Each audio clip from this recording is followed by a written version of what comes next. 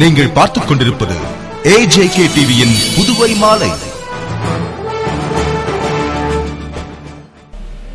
வணக்கம். புதுவையில் இளநிலை எழுத்தர் தேர்வு முடிவு வெளியிடப்பட்டது. முடிவினை அறிய தலைமை செயலகம் முன்பு ஏராளமான இளைஞர்கள் குவிந்தனர். புதுவையில் பல்வேறு துறைகளில் காலியாக இருந்து 567 இளநிலை எழுத்தர், பண்டக காப்பாளர், தட்டச்சர் பதவிக்கான போட்டி எழுத்துத் தேர்வு கடந்த 9ஆம் தேதி நடைபெற்றது. இதில் 27,200 பேர் எழுதினர். தேர்வு விடைத்தாள் திருத்தும் பணி முடிவடைந்ததும் மத்திய தீர்ப்பாயத்தில் ஒருங்கிணைந்த சி குரூப் சங்கம் பதவி உயர்வு மூலம் காலியாக உள்ள பணியிடங்களை நிரப்பிட வேண்டும் என்று வழக்கு தொடர்ந்ததால் தேர்வு முடிவுகள் நிறுத்தி வைக்கப்பட்டது.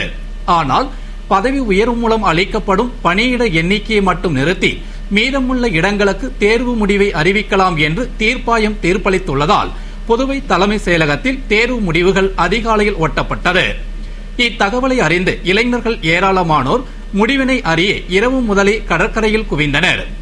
முடிவுகள் வெளியிடப்பட்டதும் முடிவினை பார்த்து தெரிந்து கொண்டு ஒருவருக்கொருவர் வாழ்த்து தெரிவித்துக் கொண்டனர்.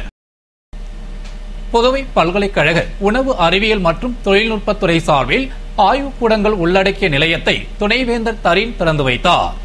புதுவை பல்கலைக்கழகத்தில் உணவு அறிவியல் மற்றும் தொழில்நுட்பத்துறை சார்பில் மத்திய அமைச்சகத்தின் உணவு மற்றும் உணவு பதப்படுத்துதல் துறையின் நிதி உதவி பெற்று உணவு பதப்படுத்துதல், பாதுகாத்தல் சம்பந்தமான ஆய்வுக்கூடங்கள் உள்ளடக்கிய நிலையம் அதிநவீன தொழில்நுட்ப வசதியுடன் புதுவை மாநிலத்திலேயே முதன்முறையாக அமைக்கப்பட்டு அதற்கான திறப்பு விழா நடைபெற்றது. துறை தலைவர் பிரதாப் குமார் ஷெட்டி வரவேற்று பேசிய விழாவில் சிறப்பு விருந்தினராக பல்கலைக்கழக துணைவேந்தர் தரீன் கலந்து கொண்டு ஆய்வுக்கூடங்கள் உள்ளடக்கிய நிலையத்தை திறந்து வைத்தார். விழாவில் துறை பேராசிரியர்கள் மற்றும் மாணவ மாணவியர்கள் கலந்து கொண்டனர். புதுவை மாநில அரசு மருத்துவ படிப்பில் பொது நுழைவுத் தேர்வினை தடுக்க வழிவகை செய்ய வேண்டும் என்று திராவிட முன்னேற்றக் கழக மாநில அமைப்பாளர் MA சுப்பிரமணியன் வேண்டுகோள் விடுத்துள்ளார். இதுகுறித்து திராவிட முன்னேற்றக் கழக மாநில அமைப்பாளர் MA சுப்பிரமணியன் கூறுகையில், தாழ்த்தப்பட்டு மிகவும் பிற்படுத்தப்பட்டு கிராமப்புற ஏழை எளிய மாணவ மாணவிகள் மருத்துவம் உள்ளிட்ட தொழிற்கல்வி பயில ஏதுவாக நுழைவுத் தேர்வினை கலைஞர் அவர்கள் ரத்து செய்து இந்தியாவிற்கு முன்னோடியாக திகழ்ந்தார். ஆனால் தற்பொழுது மத்திய அரசு மருத்துவ கல்வியில் பொது நுழைவுத் தேர்வினை கொண்டு வருவதற்கு முயற்சி செய்து வருகிறது. மேலும் வரும் 31ஆம் தேதிக்குள் விண்ணப்பிக்க வேண்டும் என்று அறிவித்திருக்கிறது. இந்தியா முழுவதும் ஒரே கல்விக் கொள்கை இல்லாமல் பலவிதமான கல்விக் கொள்கை இருப்பதை கருத்தில் கொண்டுதான் பொது நுழைவுத் தேர்வு என்பது சாத்தியமில்லை என்று கலைஞர் கூறினார். மேலும் புதுவை, தமிழகம், கேரளா, ஆந்திரா ஆகிய 3 மாநில கல்வி வாரியங்களை ஏற்றுக்கொண்டிருப்பதால் புதுவைக்கு பொது நுழைவுத் தேர்வு சாத்தியமில்லை.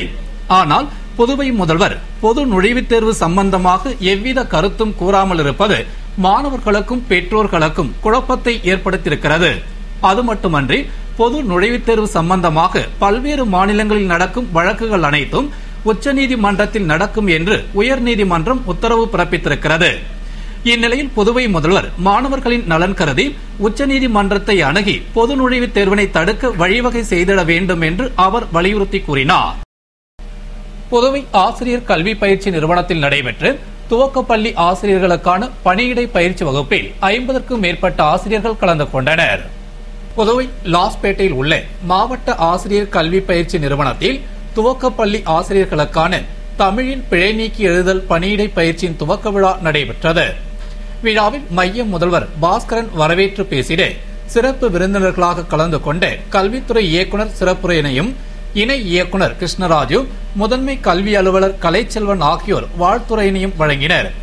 தொடர்ந்து 3 நாட்கள் நடைபெறவுள்ள இப்பயிற்சி வகுப்பில் 50 துவக்கப்பள்ளி ஆசிரியர்கள் கலந்து கொண்டு பயிற்சி பெற்றனர். பதவி உயர்வு வழங்க கோரி அமைச்சக ஊழியர்கள் தலைமை செயலகத்தில் வேலைநிறுத்த போராட்டத்தில் ஈடுபட்டனர். புதுவை அரசின் பல்வேறு துறைகளில் பணிபுரிந்து வரும் இளநிலை எழுத்தர்களுக்கு மேல்நிலை எழுத்தர் பதவி வழங்க கோரி அமைச்சக ஊழியர்கள் பல கட்ட போராட்டங்கள் நடத்தி வந்த நிலையில் அரசு நடத்திய பேச்சுவார்த்தையில் 159 இளநிலை எழுத்தர்களுக்கு பதவி உயர்வு வழங்க முடிவு செய்து அதற்கு ஆளுநரும் ஒப்புதல் அளித்திருந்தார். ஆனால் அதற்கான ஆணையை கடந்த 2 மாதமாக நிர்வாக மற்றும் சீர்திருத்த துறை பிறப்பிக்காததை கண்டித்து தலைமை செயலகத்தில் பணிபுரியும் இளநிலை எழுத்தர்கள் பணியை புறக்கணித்து திடீரென தலைமை செயலக நுழைவாயில் முன்பு ஒன்று கூடி ஆர்ப்பாட்டத்தில் ஈடுபட்டனர். இவர்களின் இந்த போராட்டத்திற்கு அமைச்சக ஊழியர்களும் ஆதரவு அளித்தனர். இந்த திடீர் போராட்டத்தில் தலைமை செயலக பணிகள் யாவும் பாதிக்கப்பட்டது. 2012 டிசம்பர் 21 உலகம் அழியாது என்றும் வதந்திகளை நம்ப வேண்டாம் என்று புதுச்சேரி அறிவியல் இயக்கம் வேண்டுகோள் விடுத்துள்ளது. இது குறித்து புதுவை அறிவியல் இயக்க துணைத் தலைவர் ஹேமாவதி மற்றும் தட்சிணாமூர்த்தி, செயலாளர்கள் ரவிச்சந்திரன், ரகுநாத் ஆகியோர் செய்தியாளர்கள் சந்திப்பின் பொழுது கூறுகையில், நமது பூமி 4 பில்லியன் வருடங்களாக அருமையாக இயங்கி வருகிறது. மாயன் நாட்காட்டி 21/12/2012 முடிவதால் அன்று உலகின் இறுதி நாள் என அனைவரும் கருதுகின்றனர். நமது நாட்காட்டி எவ்வாறு டிசம்பர் 31ஆம் தேதியுடன் முடிவடைகிறதோ அதுபோன்று மாயனின் நீண்டகால அளவை குறிக்கும் நாட்காட்டி 2012 டிசம்பர் 21ஆம் தேதியுடன் முடிவடைகிறது. எவ்வாறு ஜனவரி 1 முதல் நம்முடைய நாட்காட்டி மீண்டும் துவங்குகிறதோ அதுபோன்று மாயனுடைய நீண்டகால நாட்காட்டியும் மீண்டும் துவங்கிவிடும் என்றும், அதுபோன்று நாசா அறிவியல் நிறுவனம் டிசம்பர் 23 முதல் 25 வரை ஒரு முழு இருள் சூழும் என்று கூறியதாகவும் தவறான கருத்துக்களை பரப்பி வருகின்றனர்.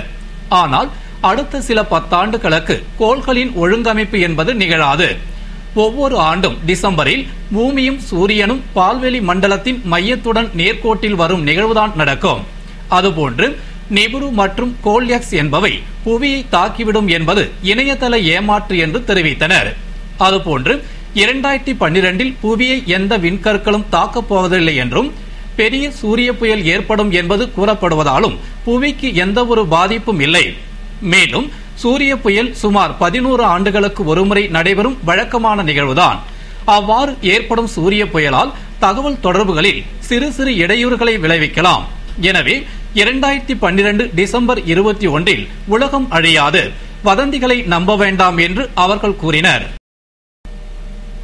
புதுவையில் பலத்த காற்றுடன் கடல் கொந்தளிப்பாக உள்ளதால் மீன்பிடி தொழில் பாதிக்கப்பட்டு விசைப்படகுகள் துறைமுக பகுதியில் நிறுத்தி வைக்கப்பட்டுள்ளது.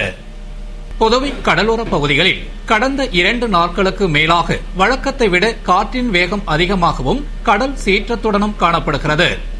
மேலும் படகுகள் கடலுக்கு செல்ல முடியாத அளவிற்கு கடல் கொந்தளிப்பாகவும் அலைகள் சீற்றத்துடனும் காட்சியளிக்கிறது. இதனால் மீனவர்கள் யாரும் மீன்பிடி தொழிலில் ஈடுபட முடியாமல் புதுவை காலாப்பட்டு உள்ளிட்ட பல்வேறு பகுதிகளைச் சேர்ந்த விசைப்படகுகள் உள்ளிட்ட 1000க்கும் மேற்பட்ட படகுகள் தேங்காய்த்திட்டு துறைமுகம் உள்ளிட்ட பல இடங்களில் நிறுத்தி வைக்கப்பட்டுள்ளது. மேலும் கடலோரத்தில் வசிக்கும் மீனவர்கள் கட்டுமர படகில் சென்று மீன்பிடி தொழிலை மேற்கொள்ள முடியாததால் கடற்பகுதி வெறிச்சோடி கிடக்கிறது. பலர் காற்றை பொருட்படுத்தாமல் தொழில் செய்ய சென்றாலும் காற்றின் வேகத்தால் மீன்பிடிக்க முடியாமல் பாதியில் கரைக்கு திரும்பிவிட்டனர். இதனால் மீன்பிடி தொழில் கடுமையாக பாதிக்கப்பட்டு மீன்வரத்து குறைந்ததால் மீன்களின் விலை உயர்ந்துள்ளது. புதுவை சின்னாத்தா அரசு பெண்கள் மேல்நிலைப் பள்ளியில் அன்னையர் தினம் கொண்டாடப்பட்டு அன்னையருடன் கருத்துக்கள் பகிர்ந்து கொள்ளப்பட்டது. புதுவை முத்தியால்பேட்டை சின்னாத்தா அரசு பெண்கள் மேல்நிலைப் பள்ளியில் அன்னையர் தினம் பள்ளி முதல்வர் லைலாமதி தலைமையில் கொண்டாடப்பட்டது. தலைமை ஆசிரியர் சந்திரசேகரன் வரவேற்று சிறப்புரையாற்றிய விழாவில் கலவை கல்லூரி துணை முதல்வர் எழில் சிறப்பு விருந்தினராக கலந்து கொண்டு அன்னையருடன் வளர் இளம் பருவத்தில் ஏற்படும் பிரச்சனைகளும் அவற்றை அணுகும் முறைகள் பற்றியும் கருத்துக்களை பகிர்ந்து கொண்டார். தொடர்ந்து திறன் மேம்பாட்டு போட்டிகளில் வெற்றி பெற்ற மாணவிகளுக்கு பரிசுகள் வழங்கி பாராட்டினார் மற்றும் அன்னையரின் கேள்விகளுக்கு விளக்கமளித்தார். நிறைவில் ஆசிரியை பாரதி பாலா நன்றி கூறிய விழாவிற்கான ஏற்பாடுகளை வழிநடத்தல் ஆசிரியர்கள் செய்திருந்தனர். புதுவை உருவையாறு பாலம் பழுதடைந்து உள்ளதால் சீராகும் வரை மாற்று பாதையினை அமைத்திட வேண்டும் என்று பொதுமக்கள் கோரிக்கை விடுத்துள்ளனர். புதுவை உருவையாறு பாலம் பழுதடைந்து பலவீனமாக உள்ளதால் அந்த பாலத்தின் வழியே பேருந்து உள்ளிட்ட கனரக வாகனங்கள் செல்ல தடை விதிக்கப்பட்டு அவ்வாகனங்கள் மங்களம் வழியே திருப்பி அனுப்பப்படுகிறது. மேலும் கரிக்கலாம்பாக்கம், ஏம்பலம், கடலூர் போன்ற இடங்களுக்கு செல்லும் பொதுமக்கள் நீண்ட தூரம் நடந்து வந்து பேருந்தில் செல்ல வேண்டியுள்ளது. இதனால் உருவியாறு பாலத்தை சுற்றியுள்ள கிராமங்களில் வசிக்கும் 2000க்கும் மேற்பட்ட மக்கள் உரிய நேரத்தில் பள்ளி, கல்லூரி, அலுவலகம் மற்றும் இதர பணிகளுக்கு செல்ல முடியாமல் சிரமப்படுகின்றனர். எனவே பாலத்தை பழுது பார்த்து சீரமைக்கும் வரை தற்காலிகமாக புதிய மாற்றுப்பாதையை அமைத்திட சம்பந்தப்பட்ட துறை அதிகாரிகள் நடவடிக்கை எடுக்க வேண்டும் என்றும் பாலத்தினை விரைந்து சீரமைத்திட வேண்டும் என்றும் பொதுமக்கள் கோரிக்கை விடுத்துள்ளனர். புதுவை லாஸ்பேட்டை மகளிர் தொழில்நுட்ப கல்லூரியில் உலக அமைதி நாள் விழா சிறப்பாக கொண்டாடப்பட்டது. புதுவை லாஸ்பேட்டையில் உள்ள மகளிர் தொழில்நுட்ப கல்லூரியில் உலக அமைதி நாள் நாட்டு நலப்பணித் திட்ட மாநில ஒருங்கிணைப்பாளர் குழந்தைசாமி தலைமையில் சிறப்பாக கொண்டாடப்பட்டது. திட்ட அலுவலர் விஜயச்சந்திரன் வரவேற்று பேசிய விழாவில் கல்லூரி முதல்வர் பால்ராஜ் சாமி, திட்ட ஒருங்கிணைப்பாளர் தமிழ்மாறன் ஆகியோர் வாழ்த்துரை வழங்கினர். தொடர்ந்து பிரம்மகுமாரிகள் யோகா மைய ஆசிரியர்கள் சங்கரன் மற்றும் கவிதா ஆகியோர் உலக அமைதிக்கான வழிமுறைகள் குறித்து விளக்க உரையாற்றினர். திரளான மாணவிகள் பங்கேற்று சிறப்பித்த விழாவிற்கான ஏற்பாடுகளை திட்ட அலுவலர்கள் செய்திருந்தனர். நிறைவில் திட்ட உதவியாளர் கோப்பெரும் தேவி நன்றி கூறினார். புதுவை பல்கலைக்கழகத்தில் புள்ளியியல் துறை சார்பில் புள்ளியியல் பயன்பாடுகளின் எல்லைகள் என்ற சர்வதேச கருத்தரங்கின் துவக்க விழா நடைபெற்றது. புதுவை பல்கலைக்கழக கருத்தரங்கு கூடத்தில் புள்ளியியல் துறை சார்பில் புள்ளியியல் பயன்பாடுகளின் எல்லைகள் என்ற சர்வதேச கருத்தரங்கின் துவக்க விழா நடைபெற்றது. புள்ளியியல் துறை தலைவர் தனவந்தன் வரவேற்று பேசிய நிகழ்ச்சியில் பேராசிரியர் திருப்பதி ராவ் நோக்க உரையாற்றினார். தொடர்ந்து டாக்டர் கிருத்திகா, நவீன் சந்திரா, விஷ்ணுவர்தன் ஆகியோர் புள்ளியியல் பரவல்கள், புள்ளியியல் தரக்கட்டுப்பாடு, கூறுவியல், நிகழ்தகவு, கோட்பாடு, அலுவலக புள்ளியியல், உயிர் தகவலியல், நம்பகத்தன்மை புள்ளியியலின் மரபியல் போன்ற தலைப்புகளில் சிறப்புரையாற்றினர். புள்ளியியல் துறை பேராசிரியர், மாணவ மாணவியர்கள் திரளாக பங்கேற்றனர்.